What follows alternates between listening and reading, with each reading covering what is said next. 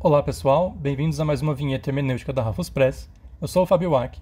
Eu sou responsável por várias traduções publicadas por essa editora, sendo a mais recente delas o conto Um Fantasma da Cultura ou A Aventura de Winthrop, escrito pela britânica Vernon Lee e publicado pela primeira vez na Fraser's Magazine em 1881.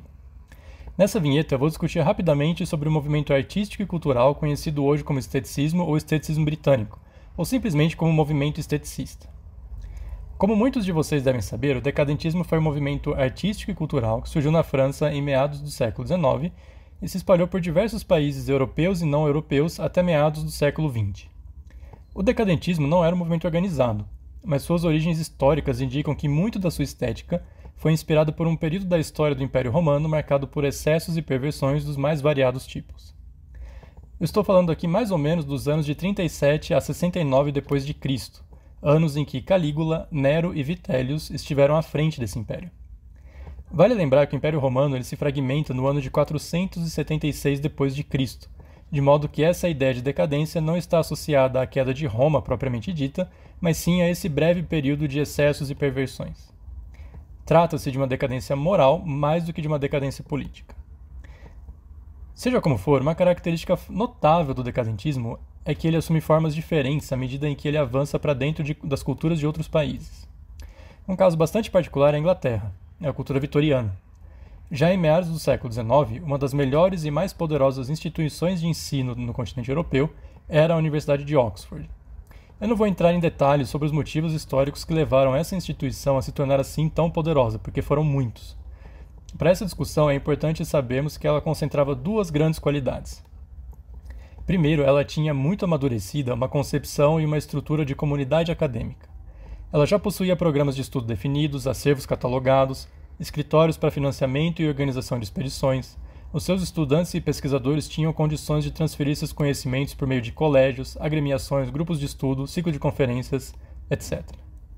A segunda qualidade era o fato de que, ao longo do século XIX, ela passou a refletir muito da ideologia imperialista britânica e, como consequência disso, ela passou a concentrar muitos estudos relativos e propícios a essa empresa expansionista.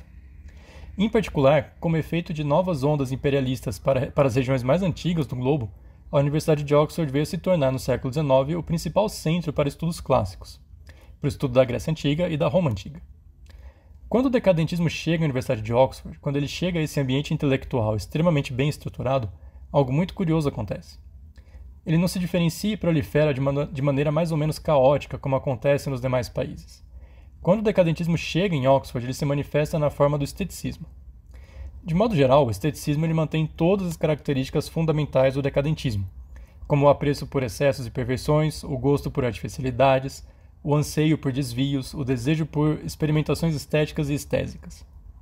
No entanto, por se proliferar por entre círculos de intelectuais, por entre pessoas cujo trabalho é justamente pensar sobre aquilo que elas estão pensando, o decadentismo se prolifera segundo essa forma mais organizada e programada que é o esteticismo. Uma primeira diferença entre o decadentismo e o esteticismo, portanto, é o fato de que o esteticismo consiste em um movimento eminentemente intelectual e mais bem organizado. Ainda, quando o decadentismo chega na Universidade de Oxford, ele é reconcebido à luz da cultura grega antiga. Com efeito, os principais responsáveis por organizar o esteticismo são todos helenistas.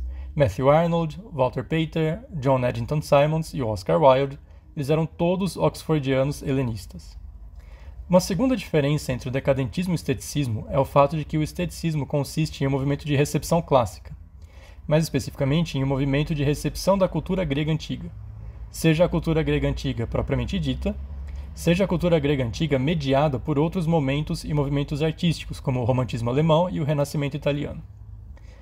Não é por acaso, então, que os esteticistas tenham escrito um grande volume de ensaios sobre a poesia, a cerâmica e a escultura grega, ou sobre os afrescos e os quadros italianos, ou sobre as teorias de Schiller, Hegel, Goethe e Heine. Não é por acaso, também, que a crítica impressionista, tão cara aos esteticistas, seja uma modernização da noção de crítica que Aristóteles propõe na sua bem conhecida Poética. E nem é por acaso que Wilde entende o seu anarquismo como uma espécie de novo helenismo. E bem, definitivamente não é por acaso que a Vernon Lee, essa figura tão estranha no movimento esteticista, tenha escrito um conto fantástico ambientado em uma espécie de Itália mitológica, um conto que é também um tratado sobre crítica de arte e crítica social.